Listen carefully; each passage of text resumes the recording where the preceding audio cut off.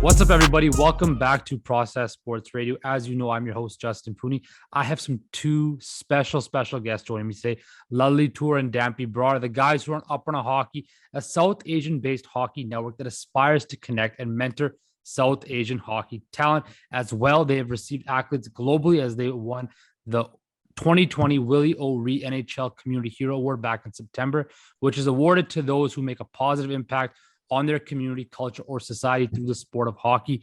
Guys, I want to thank you both for joining me today. How are both of you? Thanks, Justin, for having us. I'm doing great. Damps, how you feeling? Good. Yeah, my son had tryouts for U15 and did pretty well. So I'm glad to be on this show, and best of luck in the future for you as well, Justin, for putting this all together. I appreciate it. Like I said, guys, thank you for taking time on your busy schedule, son's hockey tryouts. I know, Lally, you came back from a golf tournament, so I'm glad you guys were able to fit this into your busy schedules.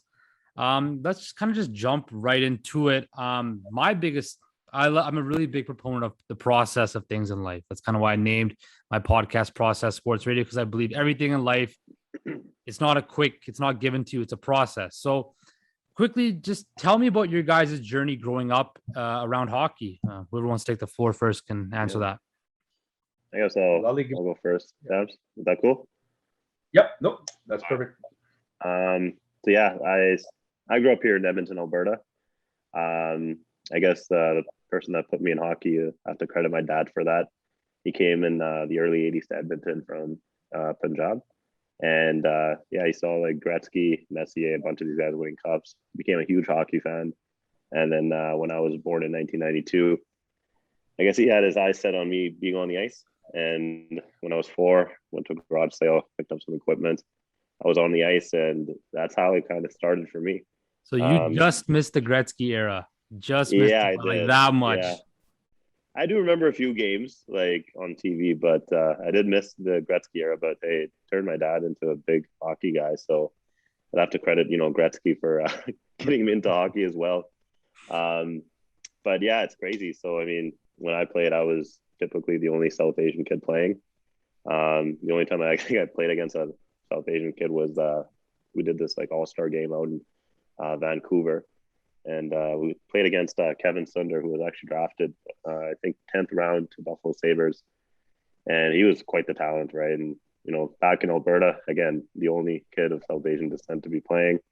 Didn't see a whole lot of our people, right? So that kind of had it had an impact on kind of myself and my dad, going through, the ups and downs of hockey. I learned at a very young age that, racism is definitely a term that exists. Unfortunately, but I mean, we trekked through, right? I was playing AAA here in Alberta with some of the best hockey talent, in the world, right? Guys like Alex Petrovic, Colin Parayko, Jane Schwartz, like Brendan Gallagher. That was the group, right? In the 1992 age group. But I definitely felt the racism from my own coaches, the systemic racism. There was obviously blatant racism on the ice, right? Being called the P word, Aki, terrorist, you name it. It was not easy going through that, especially when you're playing games, in rural Alberta. So, but the hardest thing was that I just never had a mentor, right? And that's something I really, looking back, I really wanted. And so I kind of called it quits when I was 19. Went to university, got my science degree, and then always had this Apna Hockey idea in my head, but just never did anything about it. And then I was actually studying for my GMAT exam for my MBA program. And the instructor was a Punjabi guy, and he took him out to an Oilers game, told him my story, kind of what happened, and how I had such a hard time just going through minor hockey here in Alberta. I didn't get to play at the levels that I thought I would. I felt severely hindered. And I told him about this Apna Hockey stuff. And he's like, what are you doing about it? And I was like, you know what? I'm not doing anything about it.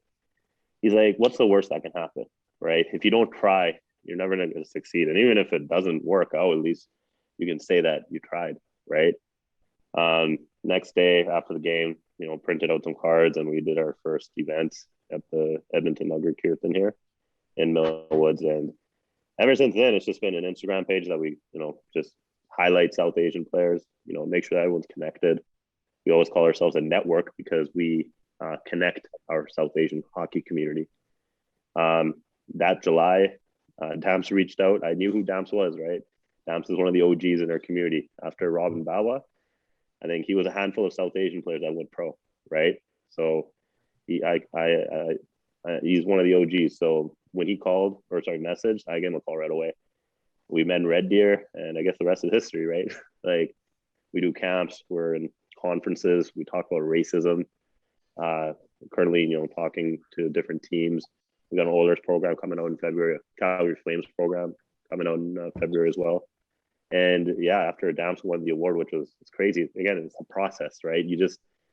I always say, you just don't stop, right? You don't quit. You keep pushing through, right? Ups, downs, no matter what. If you have a passion for something, you go after it, right? And my passion is to uplift our hockey community, right? Is to connect everyone. There's so many players in our community, like female players, male players, that are playing at levels that are like unbelievable, right? And I've said this so many times, there's enough male players to kickstart India's national Olympic team, right? So we got some cool projects that we're trying to get together with the NHL and our sponsors, but that's how it kind of started, right? From an Edmonton perspective, grew up playing alone. I felt isolated, and don't get me wrong, all my buddies here in Edmonton are from hockey, but it was tough being the only South Asian kid going through that. Yeah. Damp, you can go ahead and go through your journey. Yeah. Well, my process of playing hockey. I grew up in Spard, BC, so a small mining town, right? So there was a big immigration of Punjabis coming from India, settling into small towns, mining towns, lumber mills, nickel mines, and so forth across BC. And I was fortunate enough to be able to have older Punjabi kids that played hockey, and they were playing road hockey. We all lived in these side-by-side townhouses, and in front of it was a street, obviously. And a lot of these kids were brown kids playing hockey, and I would watch them. And then I asked my dad for a stick. I was only 4.5 years old, and he went up. We had a small little store up in Sparwood. This population is only 3,500, and he got me a plastic stick and a plastic puck. And I was in the basement. It's undeveloped, and the puck was very, very, moves nicely on the floor.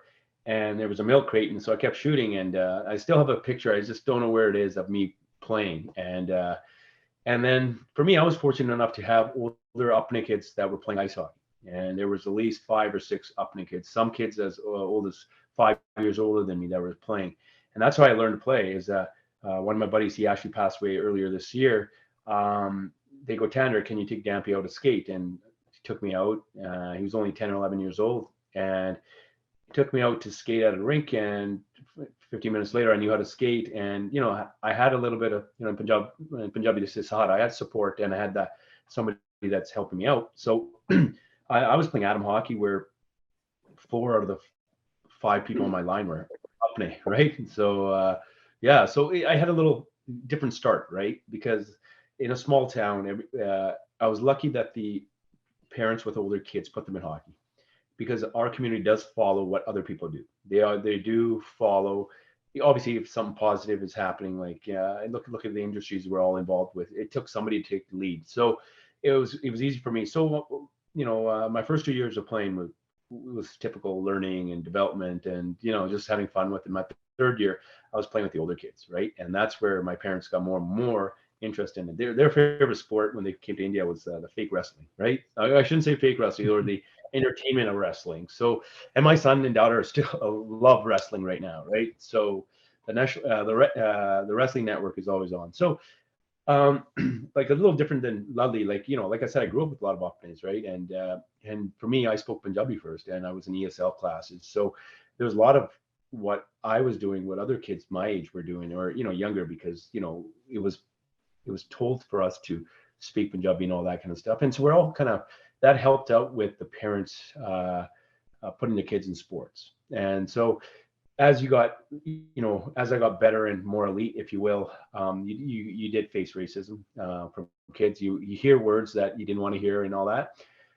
I think the best thing was my dad goes like, I'm hearing it at work too. I did a series of interviews and podcasts, and I said, before you talk about racism with me, my dad went through a lot, right? And my dad's friends, they're all Punjabi or Hindu Punjabi or Pakistani, they went through that a lot. So when they went through it, they just said, hey, don't worry, just keep your eye on the prize. Don't let it affect you. And once again, just like how Lali was mentioning that, having an older person or a person that has gone through hockey to be a mentor, I wish I had that as well, right? And yeah, I was at the era where there's Robin Bawa, AJ Baines, Gary Tour. It wasn't a big influx of Apnas that were playing, and it wasn't like they're all from a small town. They're all sporadic, right? So, and yeah, so I think I was about 12, 13 years old. I can't say there was a business plan in mind, but I was a very skinny individual. Not saying I'm some beast or anything now, but when I was younger, I had that mentality, and I think Lali had it, and I think both of us. This is why our synergies meet. Is that I always used to get bugged being skinny, and I look around now. I'm the only Apna kid playing because everybody else started playing school sports as the level went up. They couldn't play at the level that I was playing at, and I told myself, I go, you know what? I can't wait to get a little like older, and physically be fit where I can get the respect from people and not be humble about it. But also, I want to get as far as up in hockey as possible so that I can give back. And those two I talk about it openly is that was always on my mind, and I'm glad even before Apna Hockey came in the picture. When I was playing hockey, I had that where I helped my friends about getting in shape and so forth. I did help before, like I said, once we started having kids, holding like free sessions and doing development stuff for kids, so they got A, in love with hockey, and B, started getting better. So that was my journey, and I'm glad I got to play where I got to play, meet who I got to meet, and enjoy the professional level of hockey, and which allows us to share our ideas. And like I said, when we had our first date in Red Deer, me and Lally, it was great. We had this similar stories, same genre of stories for the the discrimination and racism, to sometimes disappointment and restrictions due to your color of your skin, to some positivity, like where both of us have reached in hockey because of perseverance and family help and so forth. So there's a lot of positives out of this, but I'm glad that we connected, and glad we can share the stories, because I think a lot of people, when they do talk to us, they're like, hey, I went through the same thing and I had the same challenge, but I quit hockey, or I didn't want to play hockey, or I got pulled away from hockey. So I'm glad that for me, my sake, I continued playing, and it allows us to continue with Optima Hockey the way it is. Yeah, definitely. Like, you touched on it, right? Everybody kind of went through a similar thing. I kind of say in the middle between your guys' both stories. So I grew up playing ice hockey from when I was 5 years old, whenever you could first sign up. My parents were born here, but my grandparents were from India, right? So, again, talking about racism like that, like I remember my parents telling me, people would, break the windows of their houses, call them every name in the book. So when it started happening to me, when I got to a certain age and I didn't understand why is somebody calling me this, why is this happening to me?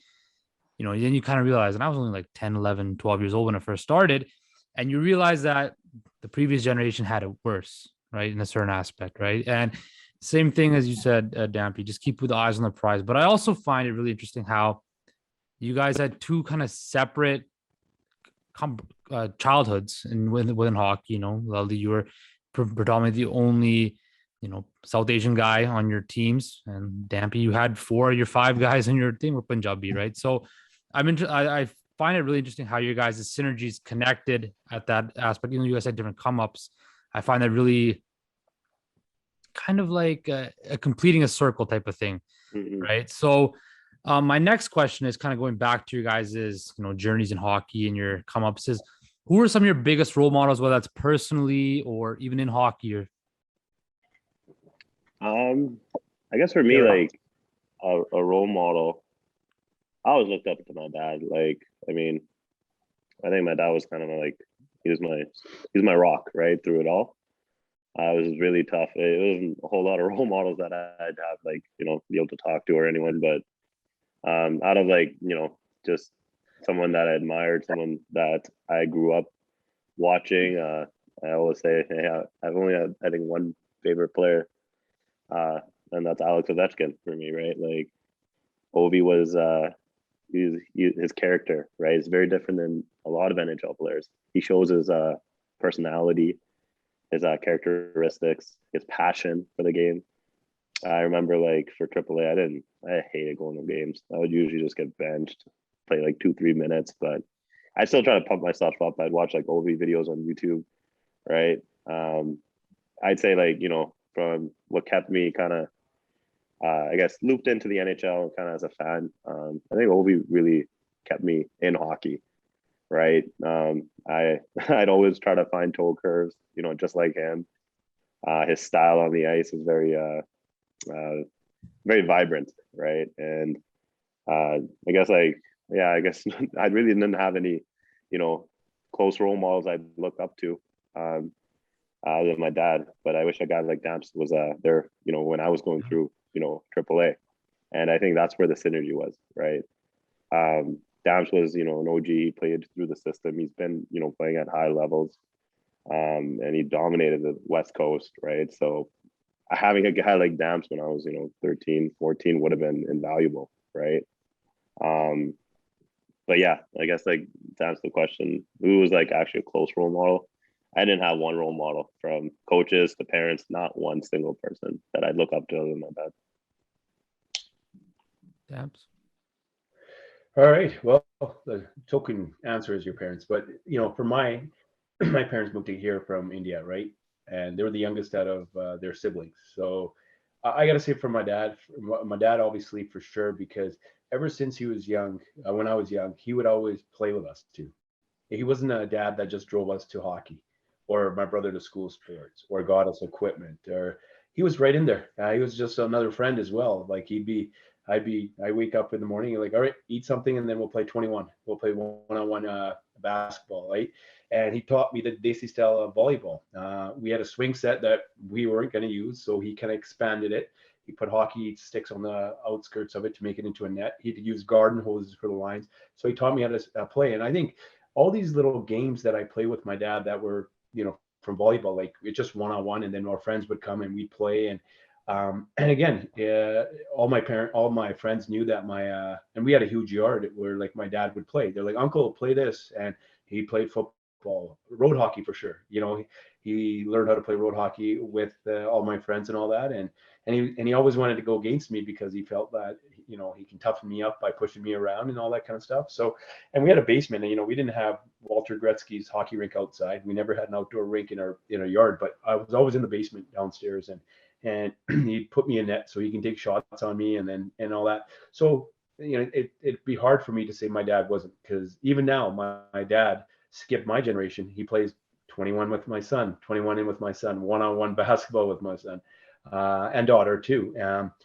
My son and daughter will stay at their house and they'll say they played basketball, hockey in the basement, hockey outside, soccer in the back.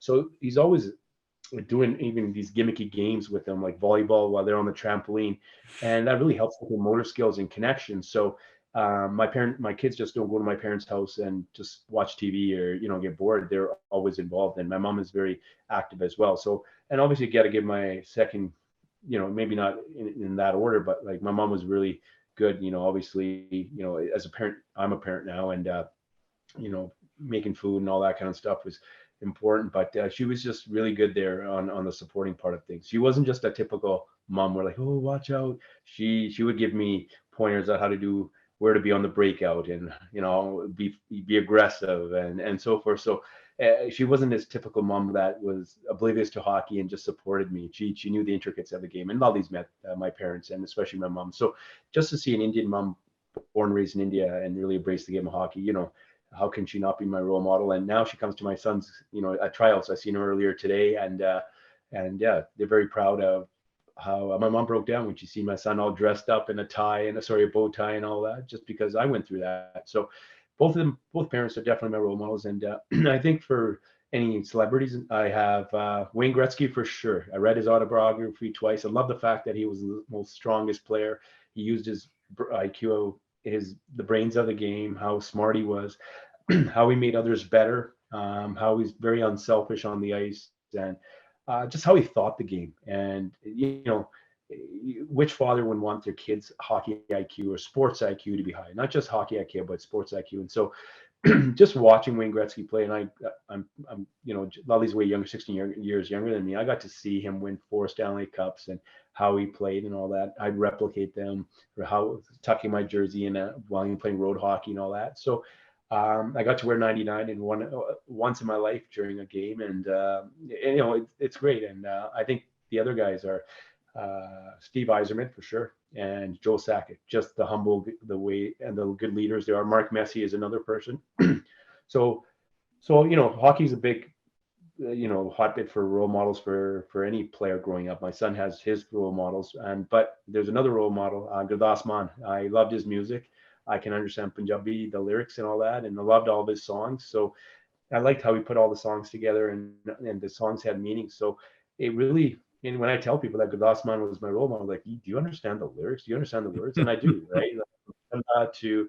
To all these other songs that he has, even to this day, I listen to his songs. So I think I was, and Lovely knows this, and Justin, we just met. I'm very close to my Punjabi roots, right? And I was just doing karaoke on Saturday night, and a lot of his Punjabi songs and all that, or Hindi songs. So being the first generation here, I love the fact that my parents are from India. I embrace it, and I embraced it through all my professional year. I never try to be somebody different. So like, those are my role models, and I'll continue to have those strong in my mind. So Don't worry, I'm not going to ask you to sing today at all. I think we'll. You should. You should get dance. I don't know. I don't know. You got a nice voice. It's not bad, actually.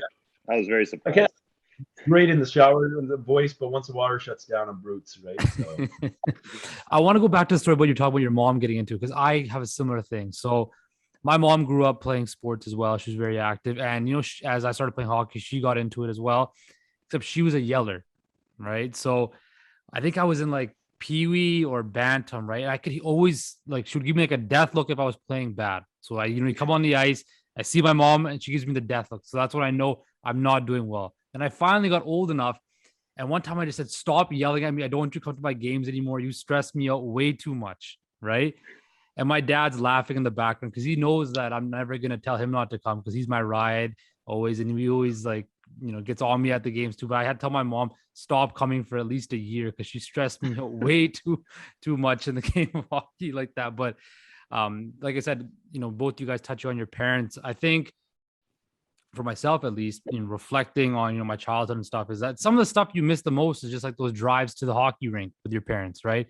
Or after a bad game, your parents are ripping into you. Why are you doing this? Why don't you do this? Why don't you do this? Like, you miss that. And it was funny, I had a conversation with my dad just this past summer, because he's like, one of the things I miss the most is driving you to hockey, right? And I think you take that for granted, but it's one thing that now that you look back on, you cherish it a lot more. And I think that's, both you guys touched on that beautifully, honoring your parents in that way, and remembering just the sacrifices they made, but also remembering that it's kind of what made you who you are today. Right. Mm-hmm. Yeah. So Justin, for age-wise, how old are you? So I'm 25.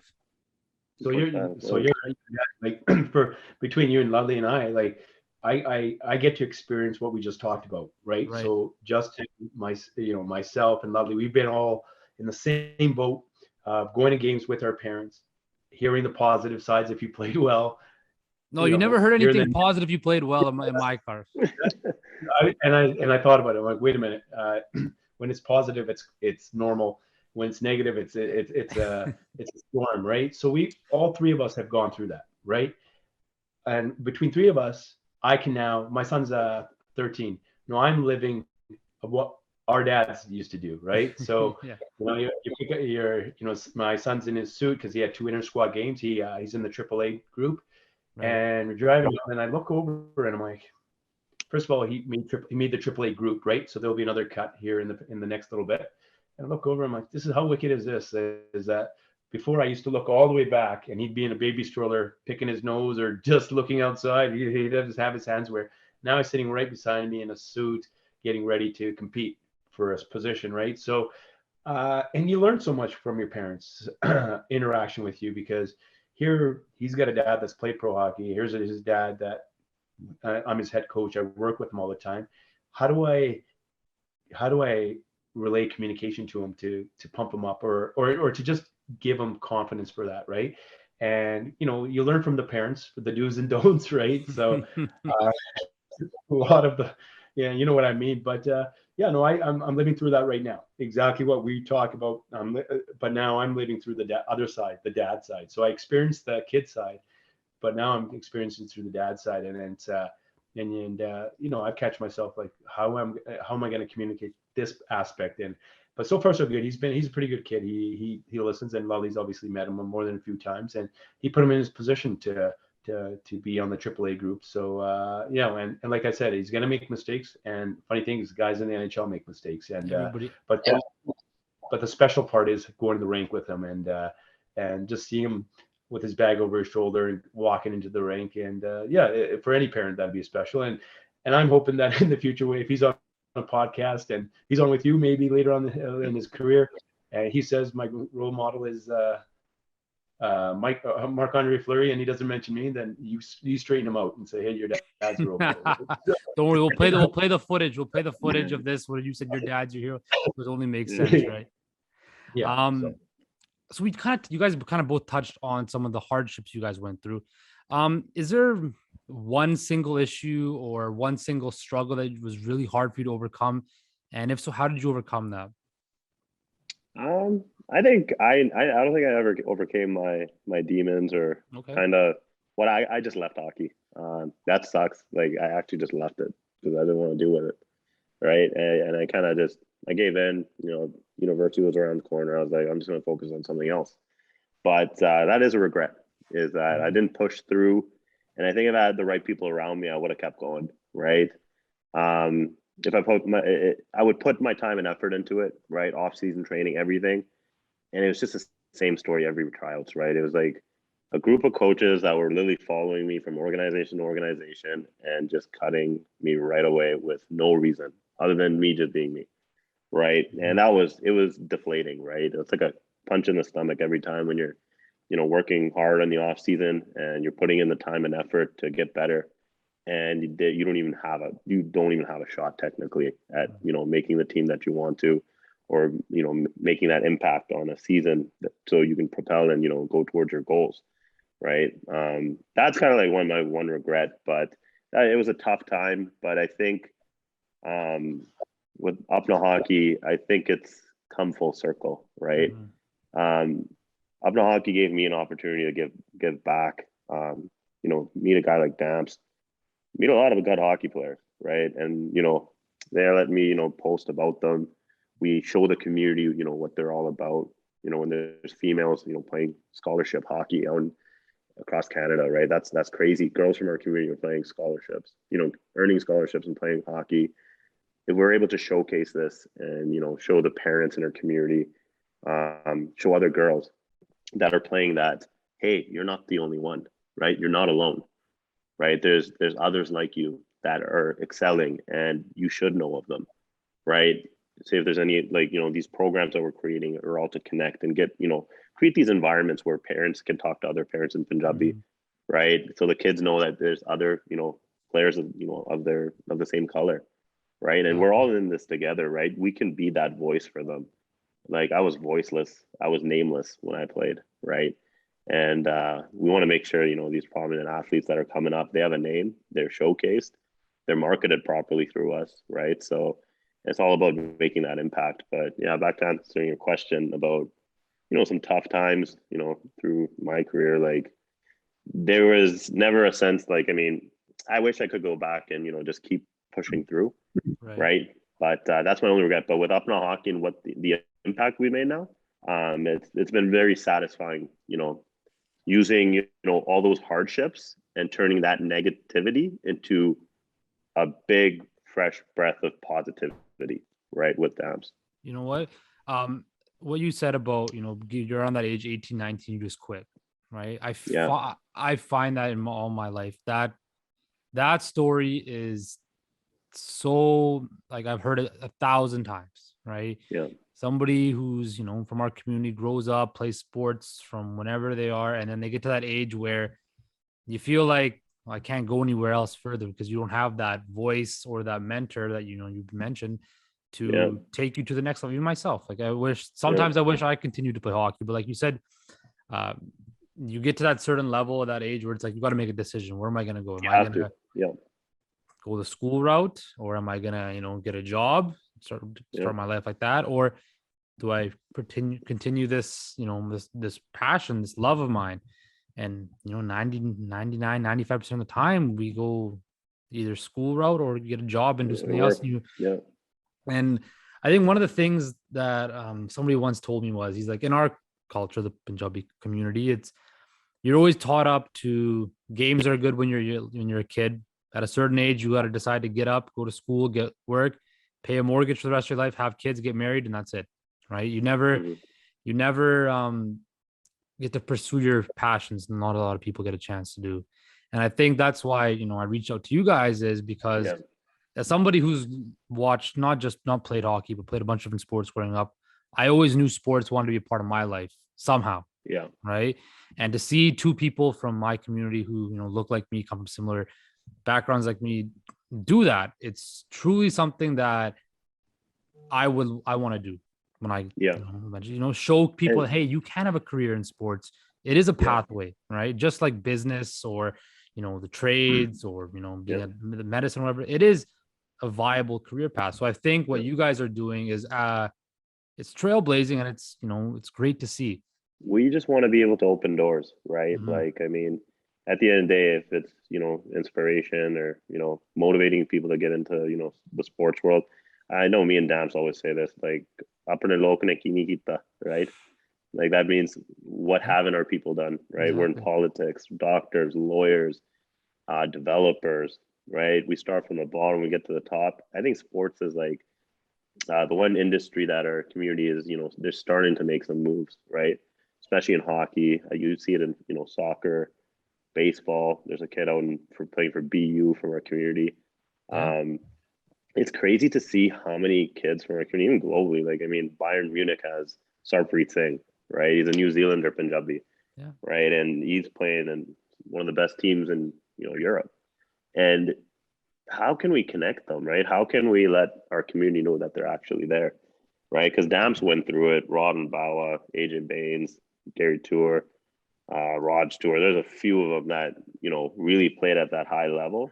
And it's like we kind of knew of them, but that in that age, during those times, there was no social media either, right? I think with like social media, that really brought everybody together, right? Our platform is built on connecting everyone, right? I think that's what's kind of changed, and the work we've done in 4 years. I mean, it's a ton of stuff, but it doesn't feel like work because it's our passion, right? I mean, when you go through a rough time, like, I don't want kids to go through what I did, right? So if there's, if we can set up, programs with local teams, NHL teams to help ease, our community to get into hockey, get more acclimated with it, even other sports, right? Like, I mean, eventually I'd like to, talk to people on, in the soccer industry, see what we can do from, that perspective. Baseball, basketball is huge in our community, right? And I actually got to meet Satnam Singh when I was in Vancouver for the World Juniors, and meeting a guy like that it's impressive. Like, he's 7'3", big guy, first Indian guy to get drafted to the NBA, and just to see our community just thrive in different sports, that's what pumps me up, and that's what I like to see, right? Whenever I hear stories or so and so is dominating, or they're in this sport, they made this level. That's the kind of stuff that puts a smile on my face in the morning, right? I love seeing our community thrive in sports. That's what I like to see. Yeah, I couldn't agree with more. Like, seeing, even there's a guy right now, Prince Paul Singh, playing with the Sacramento Kings in the G League, right? Yeah. So you're seeing. Yeah, I heard about that. Yeah. Even guys in the WWE, like you talked before, I'm a huge wrestling fan too. That was my first favorite sport, right? Seeing guys, Punjabi guys in WWE or AEW now, it's awesome because, like you said, it's a point of reference where you can see, hey, somebody who looks like me, talks like me, comes from the same area I come from. If he can do that, why can't I do that? Right? Exactly. There you go. I think that is something that it gives, like you said, it's a motivating factor where hey, this person can do it, and they come from a similar story. Like, I mean, why can't I? Right? Exactly. So it's definitely, like you said, it's amazing to see people in our community, do well in sports and, of course, every other industry as well. Well, you got to also look at the fact that most of the migration in our Punjabi community South Asian community came late 60s, early 70s. Yep. So if you just use 1970 as a benchmark and 2020 as a benchmark, in 50 years, we've hit every industry. We went from driving taxi cabs to owning taxi cab companies. We started from working at 7-Elevens to owning 7-Elevens, owning the plazas, building the plazas, right? We went from being patients in the hospitals to being a big part of those hospital wings, right? And we went from going to our lawyers for something to becoming lawyers and so forth. So there's been a lot. And I think when it comes to sports is not laid out, right? As much as school is, right? And nothing against people that go to school and it's a big part of life. You have semesters, it's all written out. If you want to take this path, that path, it is written out. And sports, somebody can go up to a family, goes, if your son or daughter does this, they can play at the elite level, but it's probably a 50-50 chance. You tell another parent, same thing, you do this, and it's going to be 50% chance. The chances of us jumping on that would be very rare, because we want to increase that 50% chance to 75 to 80, but you have to work towards that. And that's why sports is such it's not just in our Punjabi community, it's anywhere. Like the amount of effort you have to put in as an athlete, as a parent, and we're talking about quality effort and quality, and it's not just physical, it's mental, there's so many things. There's so many families that go through trials and tribulations in their family because of hockey, because of sports, right? One minute your son and daughter are at the top, and the other minute they're not on that team that you want them to be on that team. So that in sports and music industry, acting and all that, it's nothing's laid out for you. A lot of it's could be by chance, but you just got to persevere and keep your mind in a positive way and keep working towards that goal. And I guess and I got to say, I'm very proud of our community. In 50 years, we're well noticed in, like Lally said, politics, from mayoral candidates to everything. So I think we strived quite a bit, and now sports is going to slowly come along. And think about it, all of our kids, when we have grandkids, so when I have grandkids and you guys have grandkids, look how much training they will get in sports. Look how much knowledge they will get. So this is setting us up for the next generation. So I want to hear the story about how you guys started working with the women's ice hockey team from India, because I think that's an amazing story. Mm-hmm. So I guess I'll start it, because so there's a lady named Neeru Shipple from Edmonton, Alberta. I think she's down Red Deer now, but she reached out in, I think it was in November 2018. Was it 2018? No, 2017. Nope. This is like this is November 2017. So this is like a few months after, we did our first hockey camp here in Edmonton. Dams came up, and she I think she DM'd me on Instagram, or it was a text message. But anyways, so I get on a phone call with her, and she's like, "Hey, Lally, like I've seen, Apna Hockey, on social media. You guys are doing a great job." She's like, "I'm going to India with Haley Wickenheiser, and we're gonna go see some hockey out in the Himalayas." And I'm like, "What?" I thought it was like, that was one of the craziest phone calls I've gotten, through this journey. And I'm like, "Wait a minute, there's hockey out in India? And wait, you're going with Haley Wickenheiser?" And she's like, "Yeah." So she basically gave us the lowdown. She's like, there's a group of us going that January.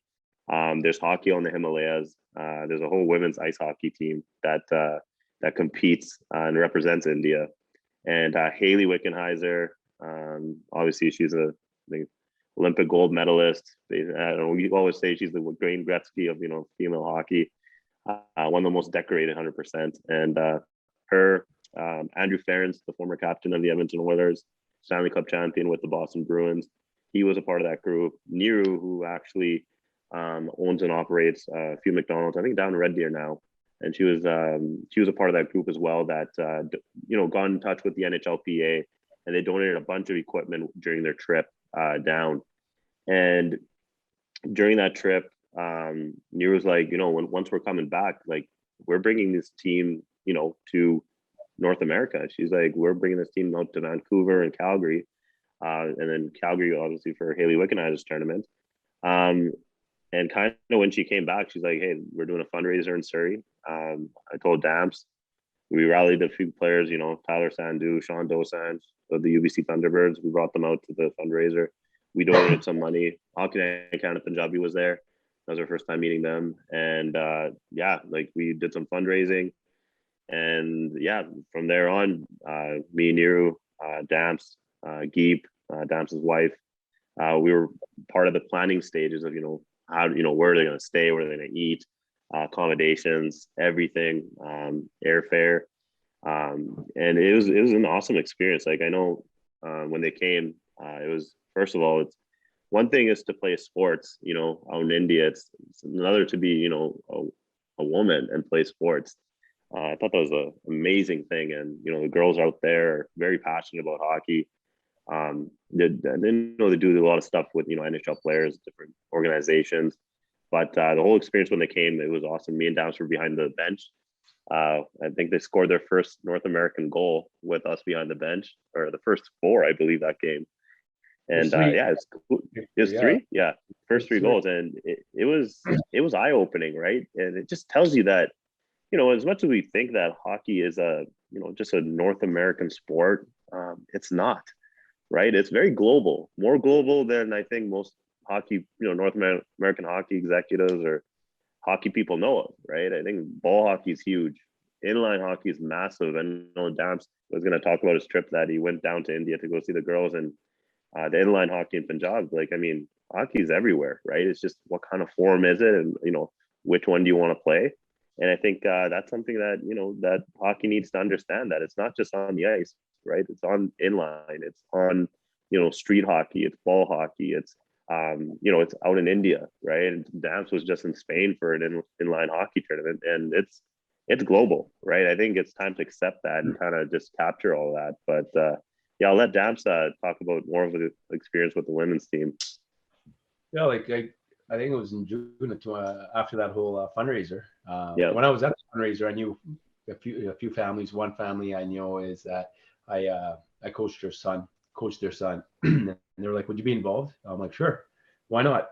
And so after the fundraiser, I got a call in June. I was playing a men's league ice hockey game, and they're like, "Oh, I'll let you know in October." Sure. And October hits, and they're like, "The girls are coming in town, and they're going to be in Vancouver." And so they all had a budget for this as well, right? So I'll go to Vancouver. I'll go to Surrey. I'll go to the Vancouver International Airport, and they gave me the schedule that the girls will be having some group training with different development crews, this and that. How long can you be there for? I'm like, however long you need me. So I was there when the girls landed in Canada, and I was there when they left, right? So I was there in BC for every single one of their ice sessions and games and all that. And I got some friends that play ball hockey with me to come watch them play, and the whole rink was full, right? And it was just a normal size rink, right? But it was full, and it was really nice to. I got nervous when, and was full of anticipation when the doors opened and the girls' ice hockey team came in, because I'm like you always hear men's sports through India, but not girls. And then I got pretty close to them. I understand Hindi very well, so they speak Hindi, and they're speaking Hindi, and I kept looking at them. You understand Hindi? I'm like, yeah. They speak English as well. Some are very well educated. So yeah, it was a good experience. When they came to Calgary, Lally and I were helping behind the bench. I organized the busing for them for all their venues. Got some connections in Calgary to give up free meals and restaurant visits, and it was great. It was great to see the Western culture embrace these girls. These girls got a lot of love from other teams, and other teams were just ecstatic to meet these girls that came from India, right? So it was really nice to see. It was very special. And then I got the opportunity in January. My wife was doing a movie for Punjabi movie in December, so she went in for a month beforehand to do. She's a supporting actress in a movie. And then I was talking to their manager, and he goes, "How wicked would it be to surprise the girls that you'll be in the Himalayas, because there's a men's championship and a women's championship." And I'm like, And so when I got to India, I go, hey, I'm going to be going to Ladakh for 4 nights. And they're like, well, you're only here in India for 26 days. You're going to stay there. I'm like, well, this is something that I do. And so I got a lot of flack from my my family because they wanted to spend time or take me here, take me there. And here I'm still hockey mode, right? Not vacation mode. And I'm so glad that they didn't convince me not to go. And it was great. It was great to see the girls. They were jumping up and down when they first see me. And I got to see it firsthand of that type of passion in hockey, and got to meet their families, their brothers, their siblings, and all that. And because the altitude was so high, I wasn't allowed to skate till the third or fourth day because just in case that I keel over and get a heart attack because of the thinness of the air and stuff. But then I got to skate up there, and even for me personally, how awesome is it that I got to go to the Himalayas, watch hockey, watch these the men's hockey, watch these two armies, not fight not a fight a war, but watch Army 1 hockey team and Army 2's hockey team go at it, right? And it's great. And a lot of these apnes that are posted in Ladakh are posted there because they want to play hockey or they have the talents to play hockey. How crazy is that, right? You need to have that on your list. So, but yeah, it's the whole experience of going there was great, and I'm glad I went there, and glad I took a bunch of pictures and met so many people, and it really, in the eyes of the NHL, they're like, when they're in Canada, that was the easy part. They're already in Canada. But go to India to take time out and to be part of that, that's where they seen initiative. They seen, wanting to. And I told them, like, I took a lot of flack from family members. Even my parents, they were down there. We had 4 weddings. They're like, why are you going there? Settle down, stay back, right? But it was good. Yeah, I'm glad I did that. And they all obviously asked about Lally and my wife because we were at Nero then, because they were big parts of the trip in their visit here in Canada. So yeah, if I have the opportunity to do that again, and if we can get the NHL behind it, right? Get the NHL behind it. Let's go, right? I mean, it would be cool to do something on a larger scale with the NHL and something out in India. I think like one of the coolest parts, Stamps, was the skate we did with Haley. So it's me, Dams. We're running a ice session for the girls in Calgary, and Haley comes on the ice, and it's me, Dams, Haley. We're all instructing the girls, showing them proper strides. I thought that was the coolest part, right? To be on the ice with Haley and the girls, from India. I mean, when we started Apna Hockey, if someone told me that, I thought I would have said, "You're crazy," right? Like, I mean, being on the ice from girls from India, Haley Wickenizer and Dams, right, and showing the girls how to play, right? We met Trudeau. Justin Trudeau came by and said hi to the girls when he was in Calgary as well. So that was a cool moment, to meet the Prime Minister and just to see, like, how well respected these girls. I don't know if Justin was well respected in Calgary, but I mean it was nice seeing him. But but no, it was awesome, right? Just to see how much love the girls got, from everyone, right? In Calgary and Vancouver and just the hockey world. And Ferentz brought the cup. Ferentz brought the cup. Who else? They met Gretzky that trip. For the Calgary, after the Calgary skate. They met George Arcara because the Oilers were in town. It was really. I think they checked off every box they wanted to that trip. Every hockey player's bucket list. Prime Minister, Wayne Gretzky, George Arcara, Haley Wickenizer, Dampy Brar, right? Yeah, exactly. There you go. So there's Wayne Gretzky's signature on my daughter's That's hat. awesome. So so we couldn't find the hat for the longest time, and took a stroll wherever it took a stroll, and I found it. So how crazy is, we're just talking about it and it's sitting up here. So that's awesome. That's, I guess, that's every hockey player's bucket list. Meet the great one, see the Stanley Cup, skate with the greatest woman hockey player of all time. That sounds like a great bucket list moment to me. I wanted to ask you, what was like the one everlasting memory that sticks with you about that moment, about that time with that women's team from India? Like one moment? Just one moment. Yeah.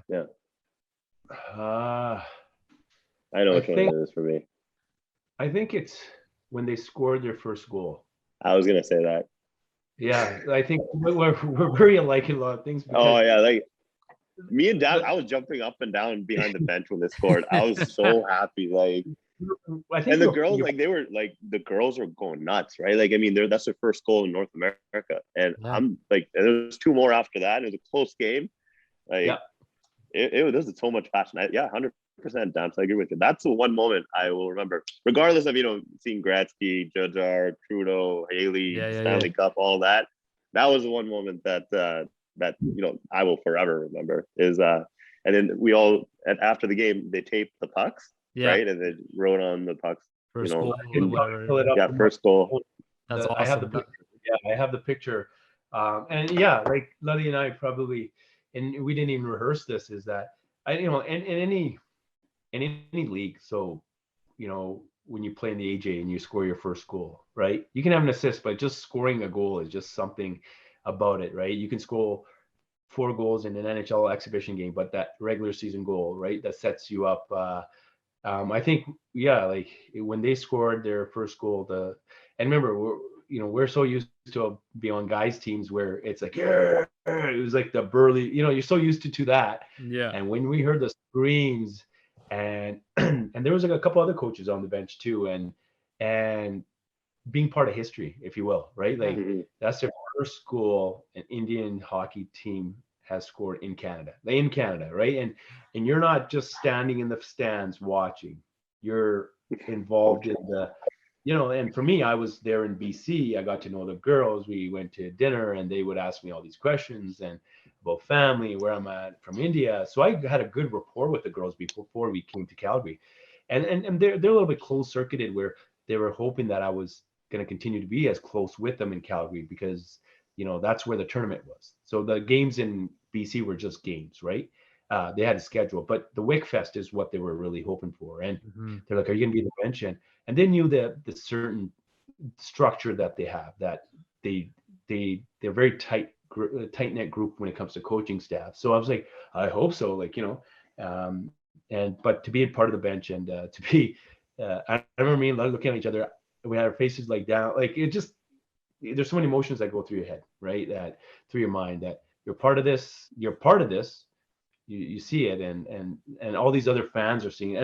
And it wasn't just the girls uproar, it was the whole, whoever's watching too was. Yeah, a lot of people were watching, right? Because whenever you hear like women's hockey from India at Wickfest, like there's a crowd up in the stands, right? Always watching. So it was definitely, that was probably the best moment with the girls. And I think the second thing that I'll remember the most is remember the last meal we had with the girls. And then they played Wickfest. I remember where the last ice session we had, and we're at the Edge Hockey Arena, and that's just outside of Calgary. And I did a skate with the Team India girls. A lot of my friends brought their families there to take pictures. And so I had an hour and a half of ice time. And then the rink attendant goes, you can stay another half hour. I did not know they're from India, right? So that it was great. So we had my nephews, my nieces, everybody that came out, and we took a huge group pictures. And the girls were like mini celebrities, right? Everybody wanted to see them and meet them and talk to them. And my parents came all the way from one side of Calgary over there. And it's just that last little bit of me being there from the day they arrived in the airport to the time they didn't go. And I wasn't going to be able to be at the airport for them to leave. But the special part was, I think it was when the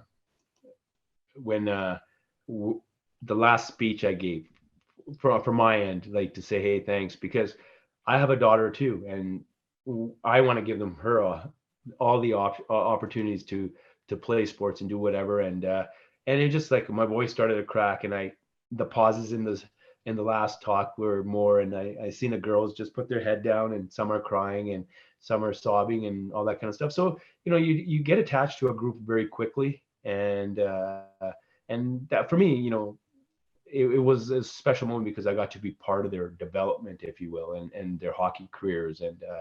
And I just posted on IG story about my son using my hockey bag that I use for my final year in Tacoma, and they're commenting, that's awesome. And so you stay connected through social media, but those connections need to be had beforehand, right? So totally. And you know what, I think when you said the first Indian team to score a goal in North America. And the fact that it was a women's team is unbelievable because I know, growing up having a sister and a mom both involved in sports, I think women's sports doesn't get the shine it deserves. And if you just look at just in our own country, right, in Canada, this past Olympics, what was the main story from it? The female athletes in our country shining, right? Yeah. And it's to see it from a country like India, have a women's hockey team, have that much success, and like you said, be mini celebrities and act as role models, right? Something that they probably never ever expected, but it's unbelievable story. I remember when I heard this story on the news, right? I was like, wow, like it was one of those things where you kind of had to like make sure you read it again. Yeah. And it was an amazing thing. And I'm so glad you guys gave us that insight on it, because that's something that is, like you said, a life altering moment, right? Not only for yourselves, but for those girls as well, right? Yeah. So I want to go back, as we were talking about you guys coaching, behind the bench, giving out big fist pumps and stuff like that. How did, I know we talked about role models a little bit, but how do you guys act, or how do you guys view yourself or take on the responsibility of being role models or being in that position of being a coach or a mentor type of atmosphere? I can start on that. I think for me, it started at a young age, right? I was in one group of Apnas. I was the oldest, and the moms would be like, "Here, you're the oldest." I was only a year older than three of them, right? And 2 years older than the other one, and 3 years older than my brother, and then the other two guys, right? So I got put into the kind of like that quote unquote leadership situation then. And then when I started playing hockey, I think in the U.S. Signing autographs to young kids looking up to me, and every year in Tacoma, I picked a team to skate with whenever I could, right? So on Mondays, I pick a team, and I knew a lot of families there, and so you go out there and skate. And for me, walking into the rink with my skates and gloves and stick, the parents like, "Oh my God, he's here!" Like I would hear the car and say hi to them, and so I would arrive at the rink half hour early just to get the highs out of the way. But how much love and respect you get just walking into the rink, and then the kids are just like in awe, like taking pictures. And back then we didn't have a lot of cell phones, right? And the social media wasn't there. So but yeah, like you're my favorite player, and I put something down with the same picture on with my son with a Tacoma bag, and I had 3, 4, maybe 5 people from Tacoma that watched me play say you're our favorite player, and we love seeing the Tacoma Sabercats logo, right? So for me, I think that whole role modelness started coming at the age of 20 when I first started playing hockey in the U.S. I was in San Antonio, and I started becoming a fan favorite there. I think it's just your personality. I don't think it's you're going out there trying to be somebody else. I think it's just within you, and I love the fact that and Lovely sees that too, and a lot of my friends will see that the kids cater to you, and it's just your different energy, and I've always enjoyed kind of giving back as well. So I think it started for me at a younger age, and then that just progresses in the coaching field, right? So you can't coach anybody if you don't have a rapport, or if the kids don't allow you to get into to becoming a student, right? So I've got a lot of positive feedback of how I coach and how I because I don't just coach X's and O's or crossovers or skating. There's more to coaching than just the hockey skills. It's the intangibles that they learn to become better human beings, and that's what Apna Hockey is all about. And there's a video that we did that was done by NAIT students in Edmonton, and it's not only our responsibility is to help you grow as a hockey player and make hockey fun and assist people in the game, but we want to be influential so that you're a good person. And I think that's where Apna Hockey differentiates maybe from other hockey programs, because now that I know there's a lot of hockey programs, nothing against them, but we really like to focus on the other intangibles of the game. And so I was head coach last year, and putting, hanging their stuff up and putting their sticks in properly in the stick rack, to no swearing at all in the dressing room, to listening to tasteful music, without any swear words, to saying hi to all your teammates when you walk in the dressing room. Just little things that should be learned other than hockey, but you want to, talk about it. So I think for me, from role modeling to coaching, I think it just goes hand in hand. I was always in front of people and always got guidance, and always it was in a positive situation for me and then having Apna Hockey to use the role modelness to the coaching to put it all together and be part of this program. So that's what I can say. For me, it wasn't hockey that I ever thought I was gonna ever be a leader. Even in school, school is pretty like isolated, right? You're doing your own thing, working working to get those good grades. I think like for me personally, like it came with a lot of the media stuff that we've been doing. That's where I kind of realized like what this voice is actually, doing. We've built a platform for, us to talk out and, against, racism and, certain stuff that happens in hockey. I think that's where I kind of felt myself as, as a role model, right? Like, especially like on camera. I know Damps is on the ice every other day. My role with Apna Hockey has changed more on, organization, building relationships with different organizations, establishing different programming.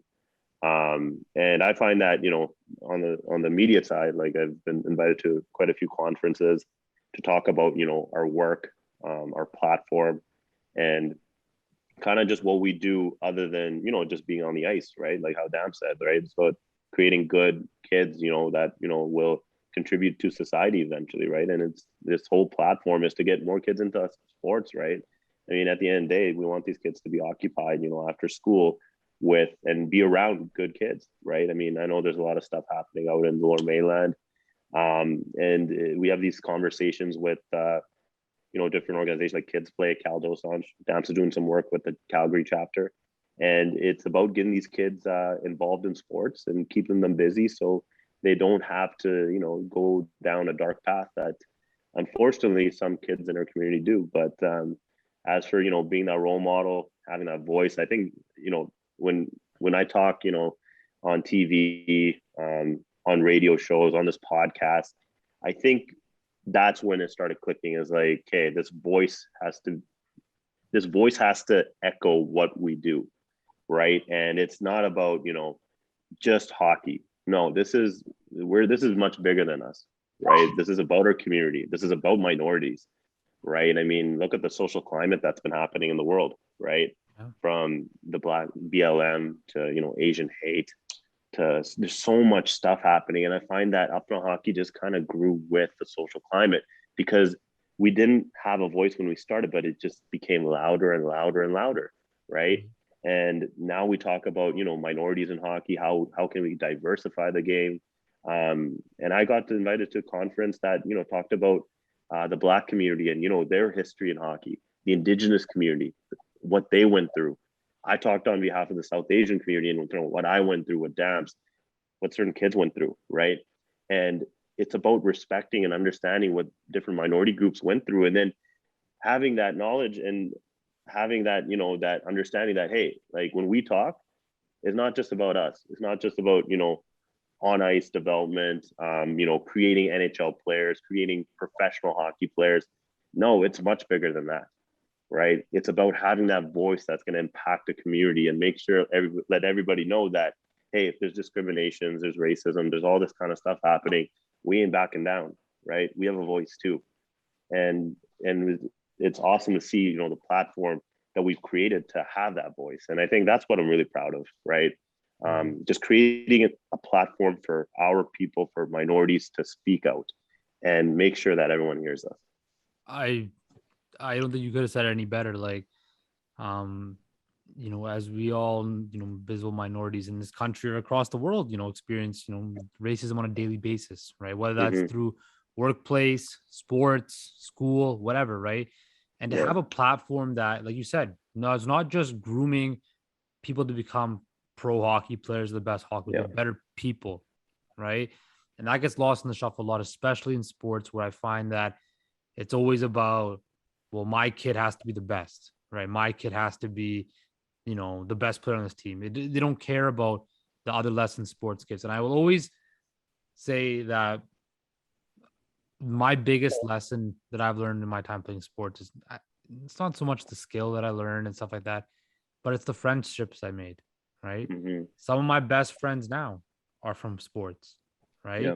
Some of my biggest life lessons are from sports. I think part of the reason I became so, because as a younger kid, I was always the shy one, always clinging to my parents at parties and stuff like that. Part of the reason I broke out of that shell was because of hockey, Mm-hmm. right? It put me in that position to grow out of that shell. And I think so, like you said, there's so many different sports is the best teacher in life, in my opinion, right? It does teach you a lot. It might hurt you too, It but hurts, but you know what? it hurts, but you do learn so much from it, Those right? downfalls, help you because you remember, Yeah. hey, I failed this thing back in this certain sport, but now I Yeah. can adapt and I can, use that as motivation or as a reference tool, right? Yeah. So I definitely think what you touched on there about the whole racism and working together and growing together, um, is such a big topic and it's such a big point that needs to be stressed upon. And I'm glad you guys are Mm-hmm. doing that. I think it's important to talk about. I think diversity, discrimination openly, because a lot of kids have, a lot of people that I know my age have stopped playing because of that, right? They didn't have any, even when they did talk to their parents, the parents are like, well, if it's too hard for you, just quit or walk away from it. I think if that happened to our kids and they face some racism or discriminatory comments, we'd be like, we as parents would take the right measures to address it. But there's still people my age that their kids have gone through discrimination and been left off teams, not the top teams, but where they were deserved to play because our community isn't going to fulfill playing in the later years, right, and so forth. So I know a good family friend of mine. She had her son as a goalie, and the guy, and I've seen messages. This is about 7 8 years, 6 7 years ago, maybe 7 8 years ago, and she showed me the messages of the coach, basically saying that your community doesn't play hockey. I know you're doing all this for him, but he's not going to excel. And it even went as far as to say that your husband is really at the practices and games, so how is your kid going to get up to the point where you want it? And she finally just went, oh, but after exchange of messages, like, oh, forget it, right? So, and we talk about it, and she's a family friend of ours, is that she felt she didn't put a good stand on it. She didn't feel that, being born and raised in Canada here, she should have been more stronger against that. So, and now when I hear, obviously I evaluate the conversation and the story before I react, right? So there's some parents that'll go, oh, my son didn't get picked because probably the color of his skin. But then I kind of hear out all the details, right? And you can tell from speaking to them on the phone how truthful they are, and how accurate with the details they are, and so forth. So, but the thing is, when it comes down to it, hockey is, and Haley Wickenheiser has on her Instagram post said that hockey is the most non-inclusive sport for other genders, for the other gender, for minority groups out of all the other professional sports, right? All the other main popular sports. So she as a female recognized that, and she's white, right? And so I think for us, me and Lovely, anytime are faced with a family that is, and we can see it that it's prevalent there, we definitely will speak up for them. And I Mm-hmm. have a lot of with parents too. I have a lot of conversation with parents where they're like, yeah, and when if the conversation getting towards them being judgmental or stigmatize our community, I won't blow up or blow the conversation out of proportion, but I will stand up for our communities, right? Yeah. So And I think this and then, platform has really, like, I mean, it's just a recognition, right, through Dampy's award on the NHL level. I think the hockey community itself is acclimated with us, right? They know that we exist, right? And that says a lot. I mean, the way that people will treat, minorities in the game of hockey hopefully changed a bit, after Apna Hockey and kind of what we're doing, right? Because there's groups like us that want to create that change, have that voice, and just speak out on this stuff. And that's what it's all about, right? At the end of the day, just like how Justin, I know our initial conversation, like you wanted to get into broadcasting, right, and sports, and now you're doing it, right? You're taking that leap. You understand that there's more like you know, in the sports industries, right? And you're like, hey, if they can do it, why can't we, right? Same with us, right? Whether that be, you know, players, former players that can mentor, or even like in sports management, right? We have a great kid that we work with, Anant Sidhu. He's a lawyer, and he's, I think, in my opinion, he's one of the up and coming, you know, hopefully in the future, sports agents, you know, that'll be representing NHL talent, hockey talent in our community, right? And how can we connect, you know, say a player that needs guidance to a guy like Anant? That's what we're here for, right? Anytime, you know, there's, you know, elite players playing at a high level from our community, and they want to have, you know, a person to talk to that knows hockey, that knows it on the sports management side, right? We connect the players, right? I mean, that's what it's all about. If we can help out a kid that, you know, is going through a certain time of his life or looking for more guidance, that's the whole point, right? Right. So, like you said, like it's all about connecting everything, right? Yeah. Like it's all about creating those channels or those avenues, or like you said, before opening those doors, where then we can come in and the next generation can come and kick that door down, right? It's all about, like, as part of the reason why I did this was because like I said before, I want to, you know, show younger kids that you can do this, right? Like I have, you know, there's so many, like all my younger cousins who are like 10 to 12 years old. They probably know just as much or even more about sports than me, right? Why can't they do what I'm doing, right? Yeah. Why 100%. can't the next generation, you know, do what you guys are doing, right? Why can't we take it? It's all about evolution, I find, in life, and taking what the generation before us did and bettering it, right? We might have to go through the same path, but just trying to evolve. And I think that's, you know, like we talked about before, who's stopping us from you know, Punjabi kid being drafted in the NHL first couple rounds, or whether that's the NBA or, you know, baseball or football, whatever, right? Or even, you know, run track in the Olympics, whatever, right? The sky's the limit, and all you need is just that one person open the door, and then and I've said this in quite a few presentations. I know Dams has been a part of those with the National Hockey League, with, you know, different NHL teams like the Oilers.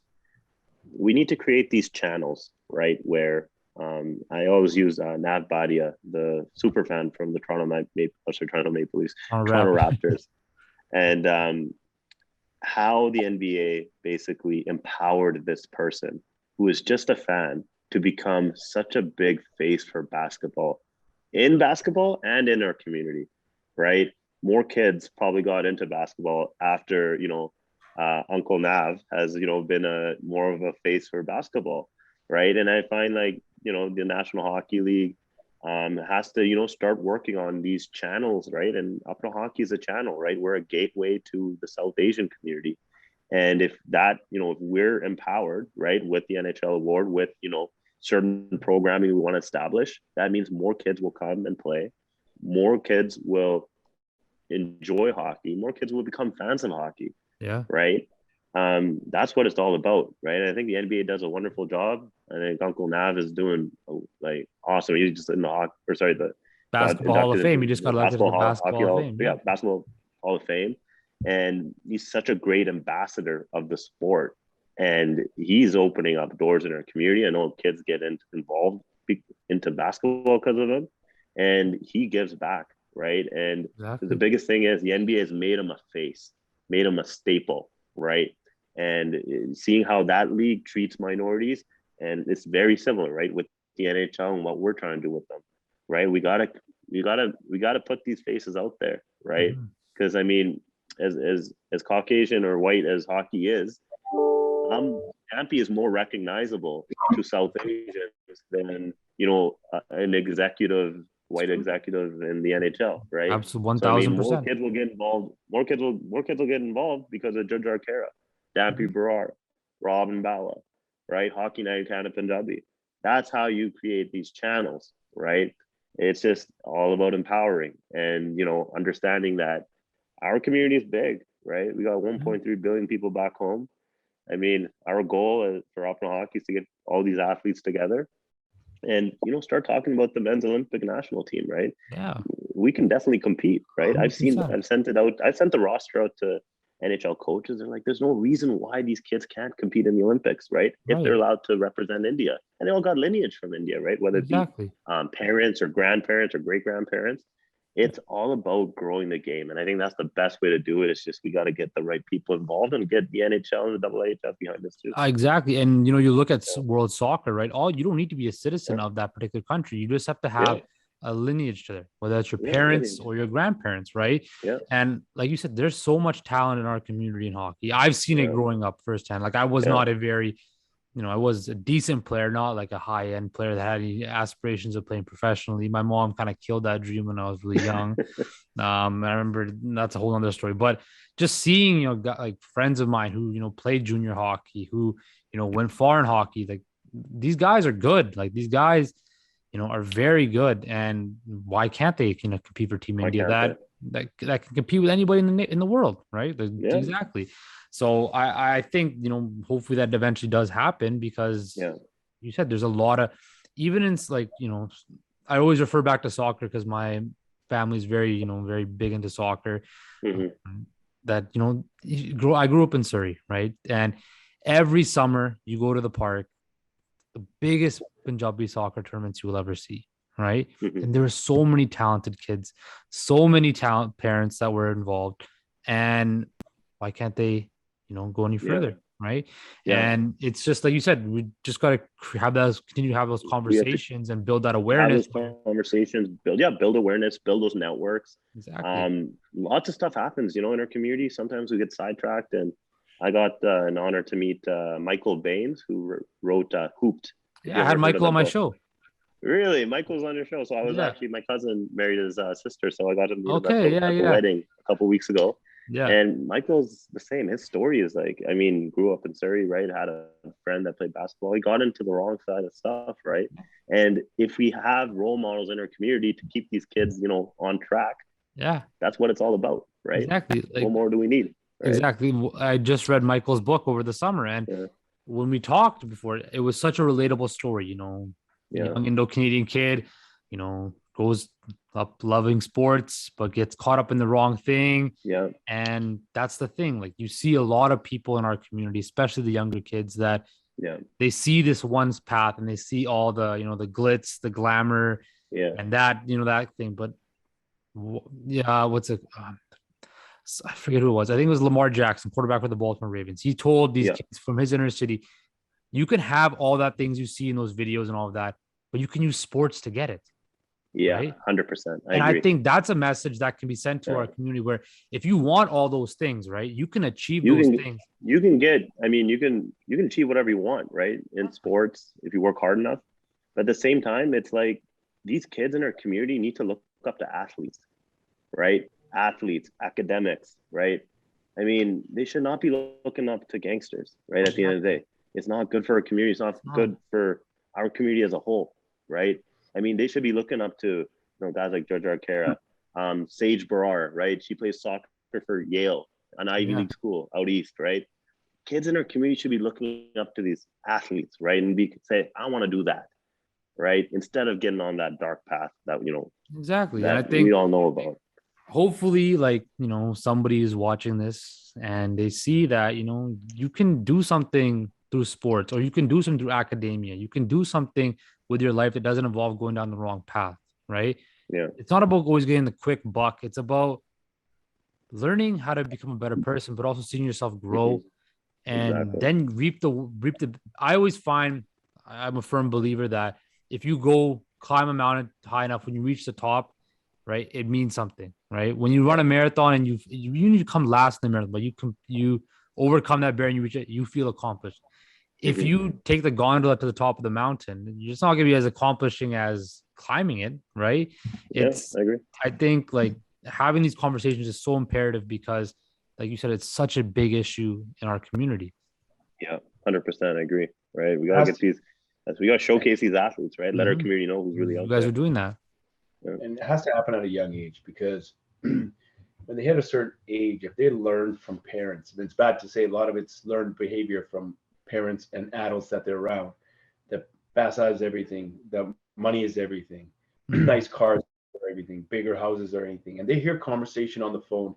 And nowadays you're more involved in your parental conversation than before. Before it'd be a wired phone. Maybe I'm dating myself.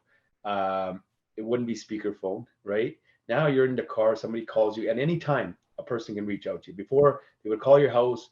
If they talk to you, they talk to you. If they didn't, they didn't. Now, I think I've did even couple of podcasts while I'm driving home from hockey rink, or interviews, right? And my kids get to hear it because it's on Bluetooth.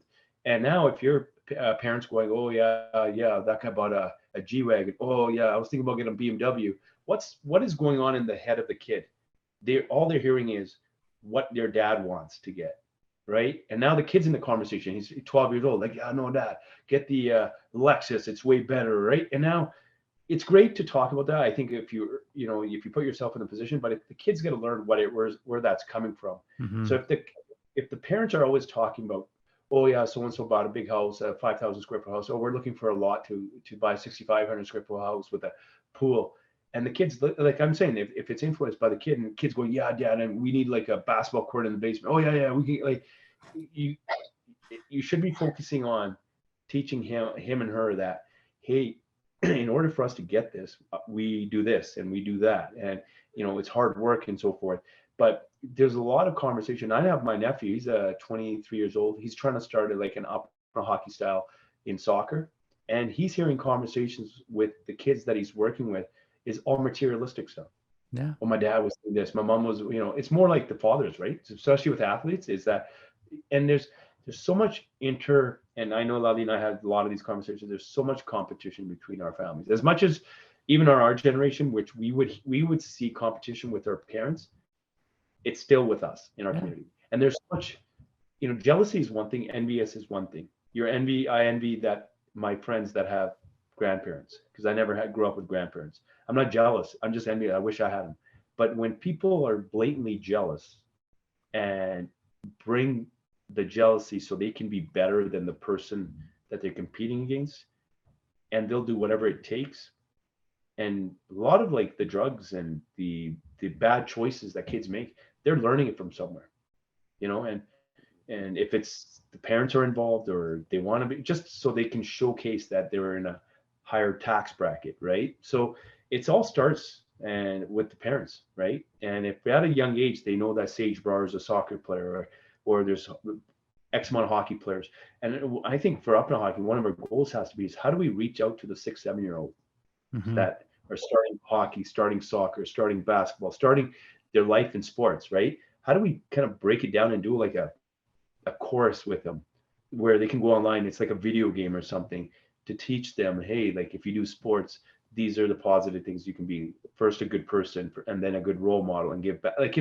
and kind of simplify it, not dumb it down, but simplify it so they can learn rather than them trying to learn at the age of 12, 13 when they've already experienced so much, right? So I Right. hope that makes sense, right? Like catch them early, right? So Yeah. You have to, because that's at that age, that's when they're most impressionable, right? That's where you Yeah. can leave a lasting impression on kids, where you say something or do something and it sticks with them forever, right? Like I think Yeah.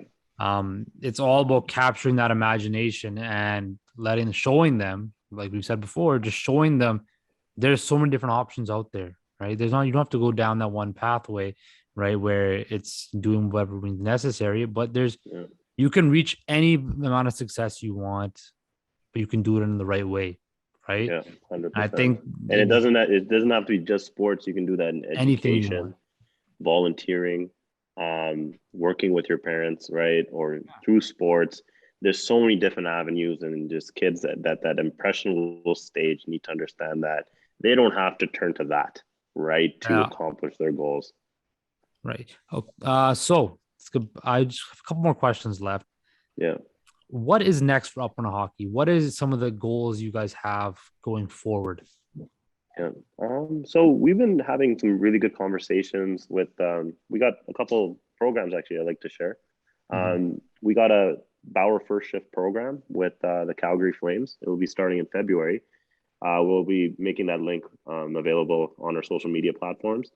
It's for first time hockey players, and it's I think a set fee about $200, and there'll be 6 sessions with former Calgary Flames players, Dampy. I'll be down in Calgary, and we'll bring some athletes from our community out.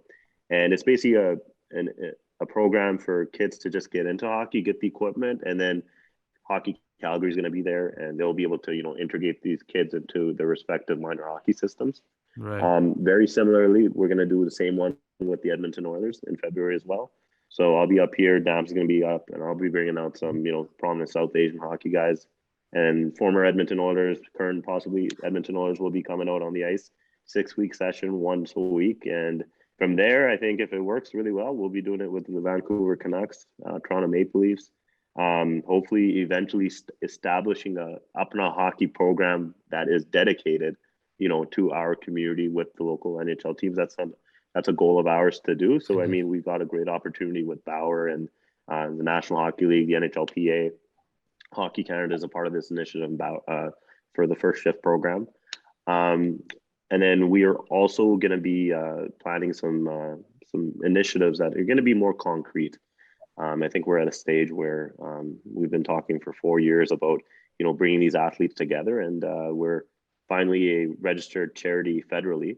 So we're going to be fundraising money to, bring in the prominent female and male athletes all together, preferably in Vancouver, just because most of them are from there, and get some media attention to them. Get the NHL behind it, get the media attention and everything, and start talking about, what these athletes could do if they were to represent a certain country, right? I think that's going to be, that's one of our big initiatives, is get these athletes together. And then the following year, we want to create a talent showcase to get the youth together too, right? So they can go watch the prominent players and, get inspired by them and have that mentorship that we've been trying to, create through Apna Hockey. Most definitely. And then I think Damps has been doing, private sessions, group sessions out in Calgary. I'm actually going to be working with some kids here locally in Edmonton and, get another prominent South Asian hockey guy, to come and work with us and, be on the ice more often up here in Edmonton.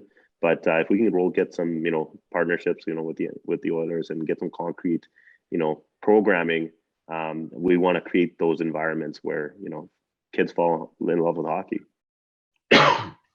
If you ever want kids to know what not to do on the ice, just give me a call. I can teach them how to not forecheck, not back check, stand at the red line, wait for the puck to come in. If you ever need that, you have my number. Give me a call. I will gladly teach kids how to be a seagull out there on the ice. Yeah, 100%, Justin. No, if we're doing any initiatives out in Vancouver, right, with the Canucks, no, I would love to have you guys, you on the ice. I know we have a bunch of players, on Lower Mainland that love to come out and help, right? Definitely.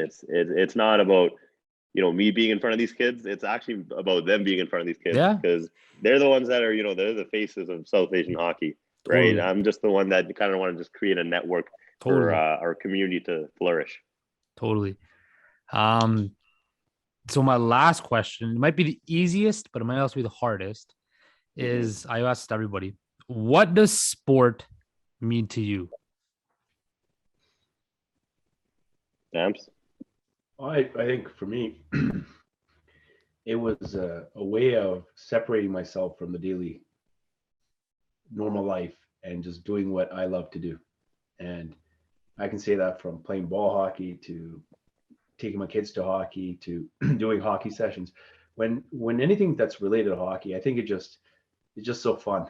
It's from practices to games to tournaments and so forth. And now taking my kids to hockey, and I can be at a house party for somebody's home warming party till 3 a.m. When my kids have hockey at 8 o'clock, and obviously now they're older, so it's later. You just make the commitment to come home early and be ready for that. So I think just hockey in general, I get giddy when you kind of think of it. It's just it's your thing, right? And it's your favorite thing that you get to do. And for me, I'm very fortunate that my kids get to experience that as well, right? So I just told my daughter that her hockey starts in September, on Saturday, and she was like, oh, and she's sitting next to me and she shook me. She's like, yes. And just to hear that my daughter is so excited to be on the ice with her girls group with the academy was awesome, right? So I think hockey just separates your normal part of life, and it's hard if you're not if you haven't experienced hockey, but the same thing would go with people that love soccer or basketball or football or golf or anything. But hockey being a team sport, you got, as soon as you walk into that dressing room for a game practice, you got a family behind you, right? So it's just how hockey is dealt with. But it's, to answer your question, it just brings a different element of life. It's like that different element that a lot of people won't get to experience. I think sport for me, it hurt me. Like, I mean, my personal experiences in hockey hurt me, but anytime I hear about what our community, like whether it be, players in, different sports, athletes, media members, Justin, a guy like yourself, right? Sport for me brings happiness when I see people that look like me excel at it, whether it be on or off the ice or off the court or on the court. That's kind of the happiness I see. Sport brings people together. And I think, our community, we've never really had, like a team to cheer for. And there's obviously a level of excitement when, you have goals to, create a team that all of our community will cheer for. But sport in general it's made me more appreciative of kind of what I went through, but it also gets me pumped up, right? Like, I mean, again, seeing the athletes, showcasing them, getting to just get to know them, right? I love seeing this community excel at different levels, right? There's never been a side of me that, says, oh, I don't want that guy to excel, or I don't want this person to excel, or, oh, wow, why is that guy doing that, right? Or this person. I want to see our community succeed. I want to see these athletes, reach their goals, right? I want to see Justin, you rip it up in broadcasting school, man. I want to see you on TSN one day, right? TSN or any one of your goals, right? That's the kind of stuff that makes me happy. That's what sport means to me, right? Meeting a guy like you, Michael Baines, right? The basketball players I've met, the soccer players, that's what brings happiness to me. And I feel that, eventually when, I have kids, and when I take them to the rink for the first time, I'm going to feel something that Dams has felt, right? Like, just like me, when my dad took me to the rink, right? I'm going to have that same, then sport is going to change. The meaning of sport will change to, for me, when I eventually have that, right? But in this today, right now, sport is just, it creates a lot of excitement when I think about it and what I think about this community and what it can do. Yeah, I mean, to kind of wrap a bow on when you talk about excitement, when I reached out to you guys for an interview, when you guys responded so promptly, I got excited because, as I said before, like, seeing, especially a sport that I played my whole life, that I, cried about, cheered about, got mad about, quit, restarted playing, to see two guys that look like me, come from similar backgrounds like me, to see that, and to have you guys take time out of your busy schedules to come on to this and speak to me, and hopefully, teach other people about, just, this is more than just hockey. It's more than just a social media account or, training young kids. It's a lifestyle change. It's more than sports, right? To see that, to me, that is something that gets me excited, because we need more of these type of people. And for you two to do that is truly, it's amazing. It's amazing. And I can't say thank you enough for coming on and taking time out of your busy schedules to, talk about your journeys, talk about your passions, and all this. It's truly from the bottom of my heart. I have utmost, thank you. Yeah. Right. And you know what, Justin, you keep hustling too, man. Right. Yeah, man. You're gonna be on that grind. Anytime you need to, anyone that you want to meet or you have in mind, you message me or Dance, right? We'll make sure it happens. 100%. Right. Because I mean, this is what our community should be about. We're here to help one another, right? We shouldn't be fighting with one another. We should be we should not be fighting with one another. We should be helping, elevating. You need help in one thing, I'm going to be right there for you, right? 100%. Whether it be broadcasting, kids coming up through the, the pipeline of sports. This is what our community should be, right? Definitely. We should be helping one another and making sure it's elevated. Definitely. Yeah. Yeah, no, Justin, as what Lally said, great to have you, be part of your broadcasting, one of your shows.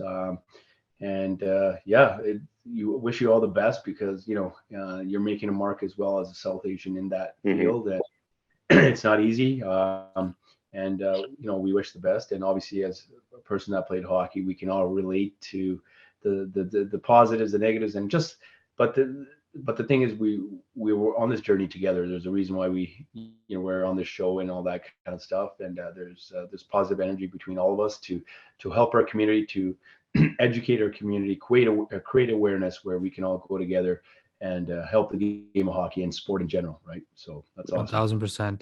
So once again, guys, thank you for coming on. I truly do appreciate it. Stay safe and take care.